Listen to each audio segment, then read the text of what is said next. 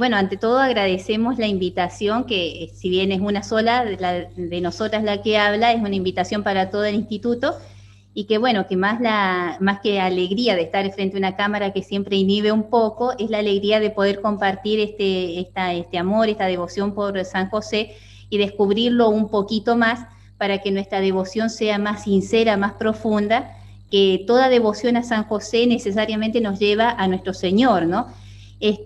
Bueno, el título de la plática podría haber sido más elaborado, ¿no? Pero busqué, pensé, pero realmente el más adecuado era simplemente San José, jefe de la Sagrada Familia, que es como una síntesis o expresa mejor lo que yo quería compartir con ustedes, ¿no es cierto? Como sabemos, es una letanía de las que aprueba San Pío X, ¿no es cierto? Es el que pone las letanías de San José. Y bueno, simplemente lo quería poner al título porque era apropiado con el nombre o el título del Congreso, y porque también era como el fundamento de ese patronazgo de San José sobre la Iglesia Universal, ¿sí? Entonces, tomando lo de las letanías, que parece a simple vista como un conjunto de piropos, ¿no es cierto?, tiene todo un sentido puesto por la Iglesia, todo un orden, que más allá de elogiar al santo, nos enseñan algo, nos transmiten algo que es bueno que descubramos, ¿sí? Entonces, en las letanías de San José, lo primero que nos aparecen, ¿sí?, son dos referencias al Antiguo Testamento que nos lo presentan como aquel en quien, como el envidiado, podemos decir, de los profetas, porque es él el que ve y el que tiene en sus brazos a aquel que tantos siglos fue esperado, que nuestro Señor Jesucristo, el Mesías esperado, ¿sí? Entonces, las letanías, después de invocar a la Santa Virgen María y a San José, lo nombra como el ínclito descendiente de David y como lumbrera de los patriarcas, ¿no? Dos títulos que es como el resumen de todo el Antiguo Testamento. Y después inmediatamente traen las letanías los dos títulos por los que San José es el santo que es, ¿no? Que dos referidos a la Santísima Virgen, esposo de la Madre de Dios y custodio casto de la Virgen, y por otro lado es padre nutricio del Hijo de Dios y solícito defensor de Cristo, ¿sí? Como dos letanías referidas a la Virgen, dos a nuestro Señor Jesucristo, y no hay otra forma o no hay otra conclusión posible que llamarlo jefe de la Sagrada Familia, ¿sí? Que ahí está el título de la plática que queremos compartir. Después de esa primera etapa o de esa primera parte de las letanías, encontramos como 8 piropos, 8 virtudes que ensalzan a San José, y no solamente están puestos así de un modo común, sino todas están en grado superlativo. No solamente dice que es justo, sino que es justísimo, que es castísimo, que es obedientísimo, ¿sí? Amador de la pobreza, es fidelísimo. ¿Mm? Y también después pone estas 8 cualidades y 8 patronazgos, ¿sí? Es modelo de los obreros, de la vida doméstica, custodio de las vírgenes, ¿sí? Consuelo de los desgraciados. O sea, tiene todos los títulos, ¿no? Terror de los demonios, y concluye, ¿no?, como protector de la Santa Iglesia. Que, como digo, el que sea jefe de la Sagrada Familia se prolonga en este título de protector de la Santa Iglesia, ¿sí? Lo que nos habíamos propuesto un poquito era desarrollar estos dos títulos principales sobre los que se basa toda la teología de San José, que es esposo de la Madre de Dios y padre de nuestro Señor Jesucristo, ¿sí? Teniendo en cuenta que a lo mejor vamos a repetir mucho, de San José no conocemos a ciencia cierta más de lo que dice la Sagrada Escritura, pero es muy importante tener bien clara el papel que tiene San José en la encarnación, en la economía de la redención, porque un error acerca de el papel de San José nos lleva de la mano a un error, a una herejía, ¿sí? Porque, como ustedes habrán visto en la Sagrada Escritura, el nombre de San José siempre aparece íntimamente ligado al de la Santísima Virgen y a nuestro Señor Jesucristo, ¿sí? Decir, por ejemplo, que San José es padre natural de nuestro Señor, estamos minando la cristología, ¿sí? Por eso es bueno, aunque repitamos lo mismo, tener en claro cuál fue el papel que cumple San José como esposo, como padre, y el papel que cumple ahora como protector de la Iglesia, ¿sí? Empiezo citando a Juan de Cartagena en cuanto a su primer título como esposo. Dice Juan de Cartagena: los sagrados evangelistas nos dicen pocas cosas de la Virgen, pero han compendiado todas sus glorias en una sola palabra al llamarla Madre de Dios, de la cual ha nacido Jesús. Del mismo modo, muy poco nos cuentan de la vida y virtudes de San José, pero han dicho mucho al llamarle esposo de la Virgen. José, su esposo, y en otro lugar, Jacob engendró a José, el esposo de María. Como si dijesen: ¿queréis que os diga en una palabra quién era José? Hela aquí, era el esposo de María, la Madre de Dios. En esta afirmación se encierra casi infinitas alabanzas, ¿sí? Entonces, la gloria de San José está en ese ser esposo de la Santísima Virgen. En la Sagrada Escritura, como nosotros sabemos, la principal fuente de la teología es la Sagrada Escritura. En la Sagrada Escritura, como digo, aparece sobre todo en el Evangelio de San Lucas y de San Mateo, llamado esposo de la Santa Madre de Dios, ¿sí? En el Evangelio de San Lucas, cuando escuchamos la narración del anuncio del ángel, ¿sí?, decimos que Gabriel fue enviado a una virgen desposada con un varón perteneciente a la familia de David, llamado José, ¿sí? También lo encontramos a San José junto con su esposa María para inscribirse en Belén, cuando el censo, ¿no? En San Mateo, al narrarnos el origen de Jesucristo, dice: María, su madre, estaba desposada con José, ¿no? Y cuando todavía aún no habían vivido juntos, concibió un hijo por obra del Espíritu Santo, ¿sí? En el momento en que le es descubierto a San José que la Virgen está encinta, dice: José, su esposo, que era un varón justo, no quería denunciarla públicamente y resolvió abandonarla en secreto. Mientras pensaba en esto, el ángel del Señor se le apareció en sueños y le dijo: José, hijo de David, no temas recibir a María tu esposa, porque lo que ha sido engendrado en ella proviene del Espíritu Santo, ¿sí? Cuando José despierta, dice, llevó a su esposa a su casa, ¿sí? Entonces, en la Sagrada Escritura encontramos, por un lado, que la Virgen estaba desposada con San José, pero aún no vivían juntos, ¿sí? Para entender bien cuál era la situación, ¿sí?, vamos a hacer un poquito de historia, cómo era el matrimonio en Israel, ¿sí? Por lo tanto, el matrimonio entre la Santísima Virgen y San José. El matrimonio en Israel constaba de 2 actos, ¿sí? El primero, que llamamos los desponsorios o esponsales, y en segundo lugar las nupcias, ¿sí? El desposorio ya era el matrimonio en sí, y las nupcias era llevarse el esposo, su esposa, a su casa, ¿sí? Ya cuando se daba el desposorio, ya se había dado el contrato, la mutua entrega, la mutua aceptación. Si bien la esposa vivía en la casa del padre todavía hasta que no se realizaban las nupcias, la dependencia ya no era del papá, sino del esposo. O sea, ya había un verdadero matrimonio, ¿sí? Este matrimonio en Israel era costumbre que hubiera una proporción de edad, ¿sí? Y esto es bueno aclararlo, porque muchas veces se representa a San José como un viejito, ¿no? Muchas veces porque se toma el dato de los evangelios apócrifos, muchas veces porque se quiere representar con eso la edad de la madurez, de la experiencia, de la sabiduría, ¿sí?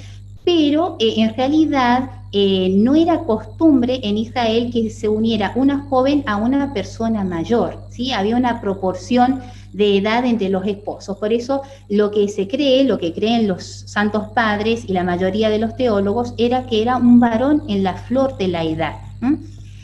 Y esto lo podemos como justificar o explicar con distintos argumentos, ¿sí? Habrán leído en la Sagrada Escritura que cuando se da algo raro en algún matrimonio, la Sagrada Escritura se encarga de ponerlo o resaltarlo, sobre todo en el tema de las edades, ¿sí? Habrán leído, por ejemplo, que dice, bueno, José o Ezequías empezó a reinar en el año tal y tenía tantos años, o sea, se tiene muy en cuenta el tema de las edades. Un caso claro, por ejemplo, Abraham y Sara, ¿sí? Eran viejos, dice, de los dos eran de edad avanzada, matrimonio, y cuando se les promete que van a ser Isaac, ¿sí? Abraham, Isaac.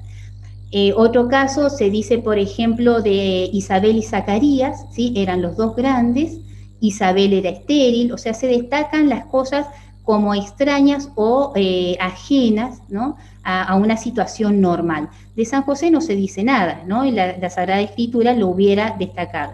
Como digo, no lo destaca porque era lo normal que se diera en una proporción de edades. Además, ¿no es cierto?, era conveniente por el misterio que San José venía a custodiar, ¿no? Si la Santísima Virgen, sabemos, habrá tenido unos 15 años, ¿sí? Según lo que se cree, era una doncella, ¿sí? Y San José, la función que tiene es encubrir el misterio de la encarnación, ¿sí? Para encubrir tenía que ser un buen velo, ¿no? Entonces todos lo tenían a Jesús como hijo de José. Si hubiera sido una persona de edad avanzada, hubieran dicho, bueno, a ver, ¿qué pasó acá? Este hombre es realmente padre de Cristo, es realmente el padre de Jesús, ¿sí? Entonces, también por eso. Y por el ministerio, ¿no? Si nosotros tenemos en cuenta la vida de San José, que es un santo silencioso, no fue nada tranquila, ¿no? Sabemos que desde la huida de Egipto es el encargado de hacer un viaje largo, trabajoso, penoso, y si no hubiera estado en la flor de la edad, no hubiera podido hacer esas idas y venidas por mandato del ángel, ¿no? O sea, una persona mayor, más que ayudarla o encubrir el misterio, hubiera hecho un peso para la Santísima Virgen, ¿no? Entonces, esa es una primera aclaración que es bueno tener en cuenta. San José era un joven en edad de ser padre, que como ya vamos a ver, junto con la Virgen hacen voto de castidad, pero por virtud, no porque no pudiera, porque ya fuera viejito, ¿no? Es bueno tenerlo en cuenta. En cuanto al voto de virginidad, ¿no? Ustedes nosotros profesamos, ¿no?, como una verdad de fe, la virginidad perpetua de María Santísima, y San José también fue virgen, como dice San Jerónimo, la Madre Virgen, José Virgen, para criar al Hijo Virgen, ¿no?, nuestro Señor Jesucristo. Dice San Jerónimo, contra un hereje llamado Elvidio, dice, tú dices que María permaneció virgen. Yo digo aún más, también José fue virgen por María, para que del matrimonio virginal naciera el Hijo Virgen, ¿sí? Y dice Santo Tomás, la bienaventurada Virgen, antes de contraer matrimonio con José, fue cerciorada sobrenaturalmente de que José tenía el mismo propósito, o sea, un voto condicionado. Pero después de celebradas las nupcias, de común acuerdo con su esposo, emitió con él voto de virginidad absoluto. Esto no va contra el fin esencial del matrimonio, ¿no?, porque consienten implícitamente en el uso del matrimonio, ¿sí? Entonces, la Santísima Virgen, en el momento del desposorio, ¿sí?, hace un voto condicionado, junto con San José, a la voluntad de Dios. Si Dios hubiera querido que la descendencia, que el Cristo viniera, ¿no?, por la unión carnal, ¿no?, ellos hubieran dicho sí, porque no era un voto caprichoso, sino que era un voto condicionado a la voluntad de Dios. Una vez celebradas las nupcias, cuando José recibe a María Santísima en su casa, ese voto ya es absoluto, porque ella efectivamente concibe sin unión carnal, entonces ven que ese voto era grato a Dios y no era necesario para la venida del Mesías, sino que iba a ser engendrado de un modo milagroso, sobrenatural, ¿sí? Uno podría preguntarse entonces si tenían el voto, ¿no es cierto?, de virginidad, ambos tenían el propósito de permanecer vírgenes, ¿por qué se unen en matrimonio, no? Y hay distintas opiniones, hay muchas, algunas opuestas entre sí, pero la sentencia más común es que como eran de la misma tribu, ¿no?, por la consanguinidad, era que se unen en matrimonio, ¿sí? Hay algunos que opinan que, bueno, de este modo la Virgen, conociendo la virtud de San José, conociendo su propósito de permanecer virgen, es que así se libra de alguna propuesta de matrimonio, como era normal y común en Israel, ¿sí? Pero dice Santo Tomás algo que es muy lindo y que a nosotros nos debe servir también para nuestra vida. Santo Tomás lo explica de este modo, dice: la bienaventurada Virgen, antes de contraer matrimonio con José, fue cerciorada de ese voto, ¿no? Y dice: es evidente, según Santo Tomás, que a los justos es familiar y frecuente ser inducidos a obrar por interior inspiración del Espíritu Santo, prescindiendo de toda manifestación sensible, o sea, por el espíritu de profecía.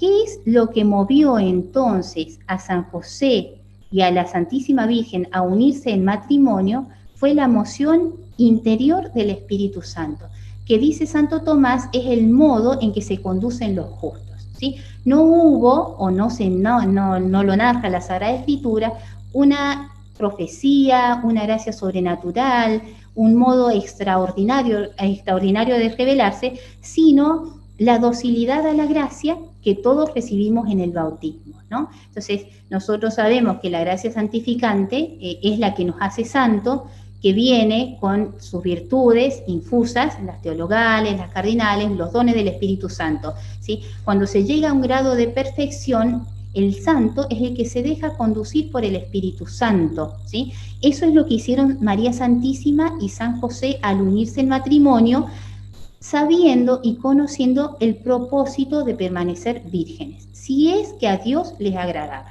¿sí? Sin embargo, dice, es bueno aclarar que este matrimonio fue perfecto, a pesar de que no tenía la intención de poner efectivamente el acto de unión carnal. Santo Tomás va a definir el matrimonio como la asociación del varón y de la mujer en orden a la unión conyugal y a todas las cosas que se siguen para el varón y la mujer en virtud de la mutua potestad que se conceden para los actos del matrimonio. Entonces, hay varios elementos en el matrimonio, ¿sí? Primero, un contrato, es decir, hay una mutua entrega y una mutua aceptación, que los que están casados o los que han participado de un matrimonio habrán escuchado, que el sacerdote le pregunta a él si acepta por esposa a fulana de tal, siéndole fiel en la adversidad, en la prosperidad, y él dice sí, acepto, ¿sí? Ahí está la entrega, que muchas veces los novios no hacen el diálogo entre ellos por los nervios que tienen, pero hay dos fórmulas. Está la entrega de ella y la aceptación de él, y a la inversa. Eso es el contrato matrimonial y ahí ya hay matrimonio, ¿sí?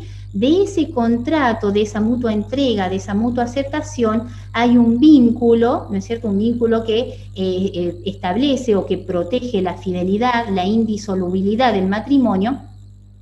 Se crea necesariamente una sociedad, que es el tercer elemento, o sea, una convivencia, por la cual cada uno tiene potestad sobre el cuerpo del otro para poner el acto conyugal en orden a la procreación de los hijos, ¿sí?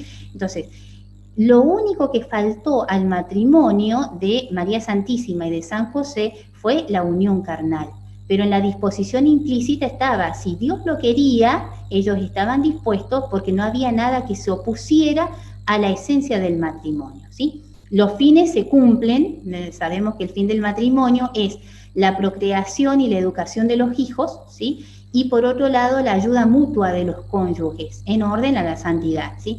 No hay procreación carnal por parte de San José, él no interviene, como vamos a ver, es padre virginal, pero sí hay educación de los hijos, hay un vínculo no físico, pero sí moral, por lo cual se da el primer fin del matrimonio y se da el segundo, que es el vínculo espiritual entre los esposos, que los lleva al camino de la santidad, ¿sí? Entonces, concluye Santo Tomás, dice, fue un verdadero matrimonio en cuanto a la esencia. ¿Cuál es la esencia del matrimonio? El consentimiento, ese contrato por el cual uno se entrega y el otro se acepta, el otro lo acepta, ¿sí? Dice, entonces, hubo un verdadero matrimonio en cuanto a la esencia o mutuo consentimiento de los esposos en la unión inseparable de sus espíritus. En cuanto al fin, no hubo unión carnal, por lo que se engendra la prole, pero sí se cumple en cuanto a la educación de la misma, ¿sí? un caso, ¿no? Muchas veces habrán escuchado que personas mayores han vivido en concubinato y deciden casarse para vivir en gracia, ¿no? No lo hacen en orden a la unión carnal, sino simplemente porque ya con el consentimiento se da verdaderamente el sacramento, se produce la gracia, ¿sí? Y no hay acto. Por eso decimos, en este caso, en este matrimonio, que es muy especial y ordenado a la encarnación del Verbo, no hay acto, pero no es lo esencial del matrimonio, ¿sí? Como también puede darse en el caso que se ha dado, muchos sacerdotes nos han contado casos, que uno de los dos se enferma, ¿no? Y novios, se enferma y bueno, estando en terapia, estando internado, deciden casarse aún sabiendo que ya, bueno, que queda poco, ¿no? ¿Pero por qué? Porque lo esencial es el consentimiento, no poner el acto, ¿no? Esto es como para que no quede duda respecto del título de San José, que es verdadero esposo de la Madre de Dios. De ese matrimonio verdadero se sigue una paternidad verdadera, aunque especial, ¿sí? Voy a citar al padre Huguet en una cita, dice: aun cuando Dios nos diga en la Sagrada Escritura no haber otro Dios más que Él, no es tan celoso de este nombre, pues permite a sus siervos servirse de Él, y al adoptarlos por hijos los llama Él mismo dioses. Yo dije, dioses sois e hijos del Altísimo todo. Cita al Salmo 81. Pero el nombre de Padre de su único Hijo es el título de honor que se reserva para Él exclusivamente.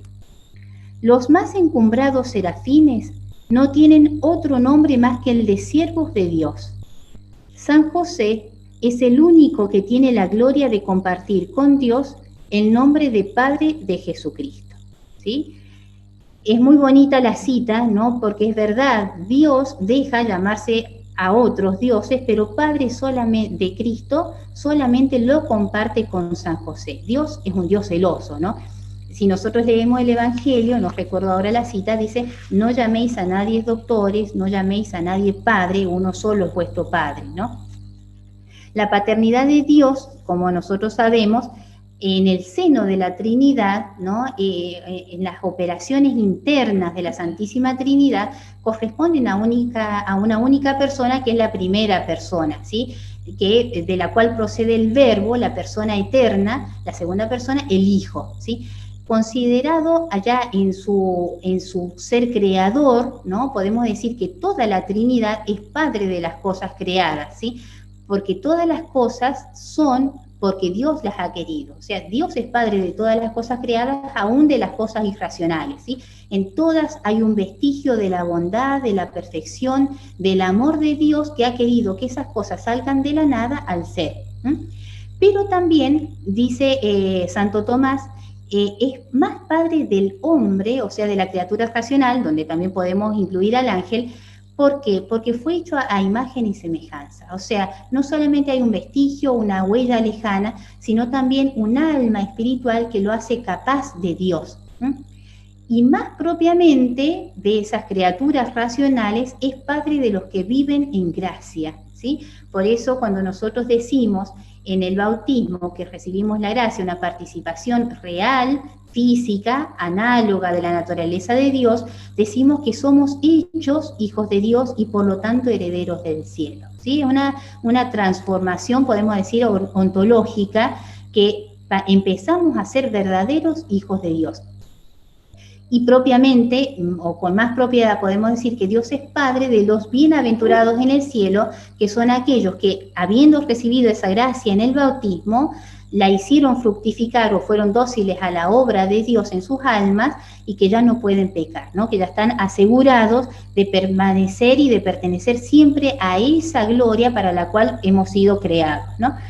Dice la Sagrada Escritura, así como dijimos del matrimonio de la Santísima Virgen en la Sagrada Escritura, vamos a ver que también habla de la paternidad de San José en muchas citas, sobre todo en San Lucas y en San Mateo, que son los que se dedican a la infancia de nuestro Señor, ¿sí? En el Evangelio de San Lucas encontramos, ¿no?, el pasaje de la presentación en el templo, ¿no? dice, al entrar los padres con el niño Jesús. Los padres, siempre habla en singular. Cuando Simeón profetiza, ¿no? Dice, su padre y su madre estaban maravillados de lo que se decía de él, ¿no? Su padre y su madre. En la pérdida y hallazgo, en el de Jesús en el templo, que ya lo conocemos, dice, subieron sus padres a Jerusalén como todos los años. Cuando volvían, dice, no advirtieron sus padres que el niño no venía. Cuando lo encuentran con los doctores, dice, pone en boca de la Santísima Virgen, tu padre y yo te buscábamos angustiados. O sea, la Sagrada Escritura es muy clara al hablar de San José como padre de nuestro Señor. Y en el Evangelio de San Mateo se lo llama, dice, no es este el hijo de José, no es este el hijo del carpintero, ¿no? Entonces, todo el tiempo está mencionando a San José como padre. Ahora hay que distinguir qué tipo de paternidad es esta que ejerce San José sobre nuestro Señor Jesucristo. Como decía al principio, es importante tenerlo en cuenta para no caer en herejías, ¿sí?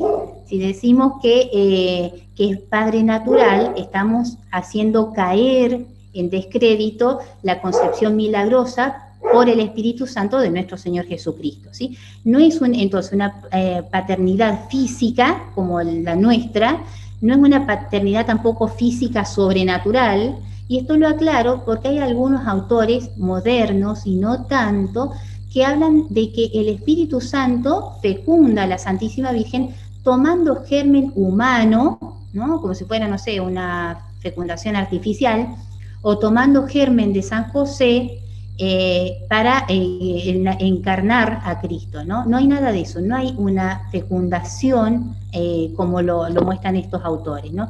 La concepción de Cristo es totalmente milagrosa, sin intervención de varón, ¿no? Entonces, nosotros podemos preguntarnos entonces, bueno, pero entonces fue verdadero hombre. Si yo digo que San José no fue padre carnal de Cristo, bueno, Cristo es Dios. Pero si Jesús no tuvo un padre carnal, fue verdadero hombre, ¿no? Podemos caer en esto que nos puede hacer trastabillar en la fe.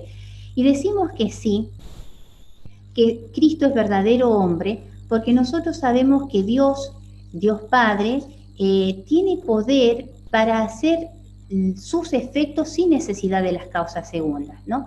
Adán fue verdadero varón, Eva fue verdadera mujer sin necesidad de padres. O sea, todo lo que nosotros podemos hacer es por bondad de Dios que nos quiere dar participar de su virtualidad, pero no es que nos necesite.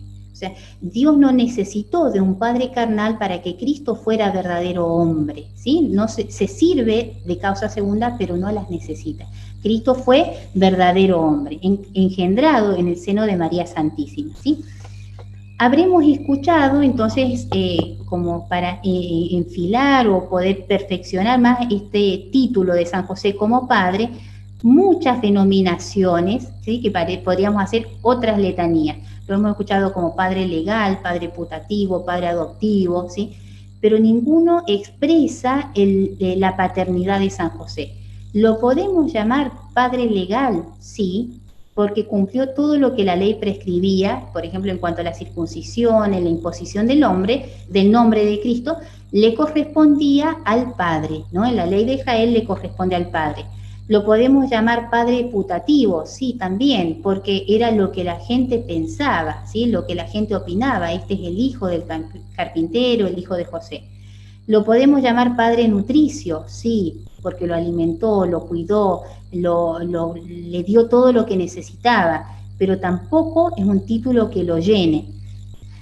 Lo podemos llamar padre adoptivo, de redentor, incluso hay cantos, oraciones que lo llaman de distinta manera.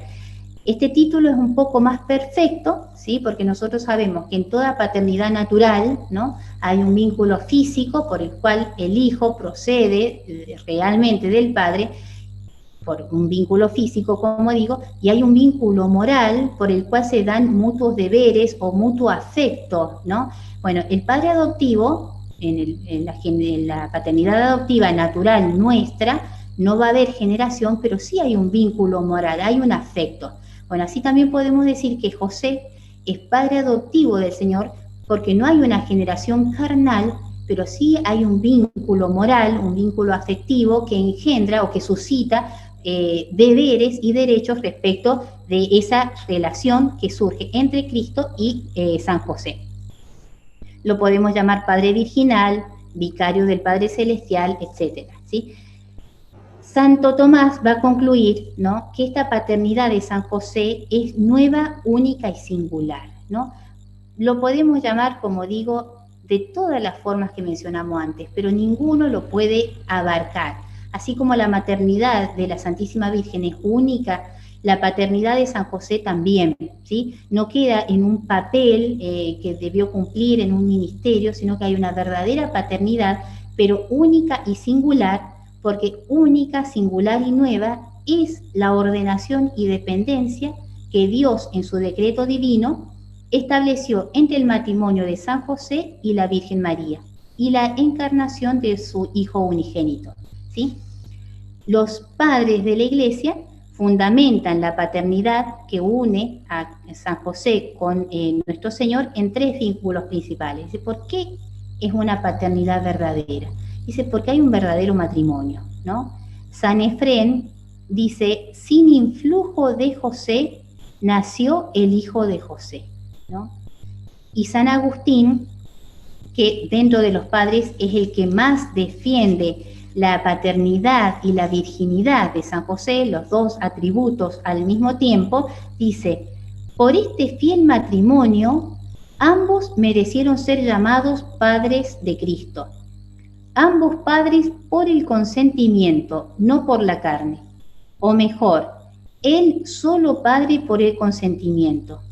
Ella madre también por la carne. Los dos, en fin, padres, ¿no? Lo deja muy en claro. Son padres por el consentimiento, ¿no? La Virgen Santísima por la carne, pero ambos dice padre.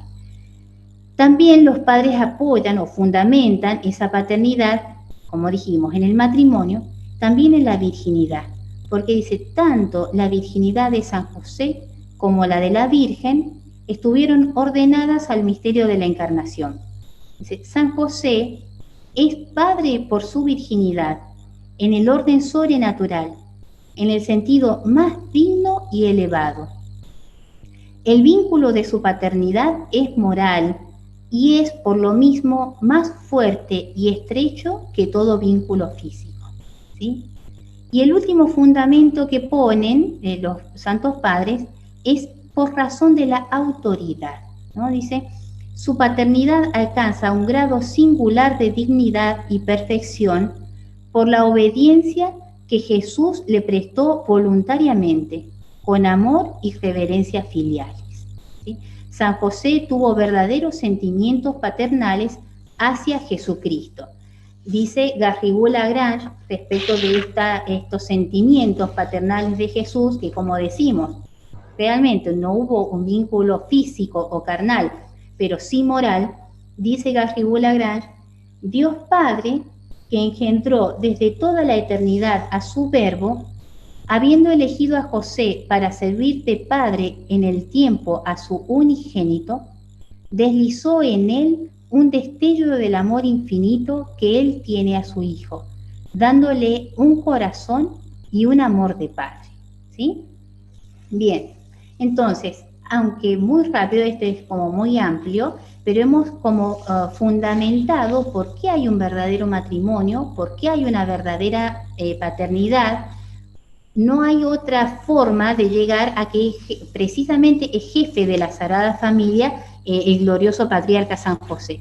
Y como decía al principio, ¿no?, ese título de la Sagrada Familia se prolonga en el tiempo y es protector de la Santa Iglesia porque, como sabemos nosotros, la Iglesia es el cuerpo místico de Cristo, ¿sí? Y la madre de la Iglesia, como la llamamos en sus letanías, es la Santísima Virgen. Entonces, esa protección de San José sobre Cristo y sobre la Santísima Virgen en la tierra se prolonga sobre el cuerpo místico de Cristo. Dice el padre Bover, del mismo modo que la maternidad espiritual de María para con todos los hombres no es sino el complemento y la prolongación de la maternidad espiritual respecto de Jesús, así la paternidad que San José ejerció sobre Cristo se extiende al Cristo místico. Por tanto, la autoridad y el cuidado paterno que San José ejerció sobre la Sagrada Familia, núcleo de la primitiva Iglesia, conviene se extienda también a la Iglesia universal, floración admirable de aquel primer brote. Y quería terminar con un consejo que a mí me parece muy acertado, no solamente nos lleva a una piedad, sino una piedad fundada, ¿no?, de Fray Isidoro Isolano, que es un dominico, que recomienda que así como el Dios vio en su plan la Trinidad terrena, indisoluble, de San José, la Santísima Virgen y nuestro Señor, nosotros en nuestra devoción tengamos en cuenta a esta Trinidad que Dios quiso poner en la tierra, por el cual se realiza o se lleva a cabo el misterio de nuestra redención. Dice Fray Isidoro: fiel devoto de la Santísima Virgen, cuando reces el rosario, no dejes de añadir al final del mismo alguna oración en honor de su esposo San José. Con ello, tu oración será aún más grata a Dios y alegrarás juntamente al cielo y a la tierra.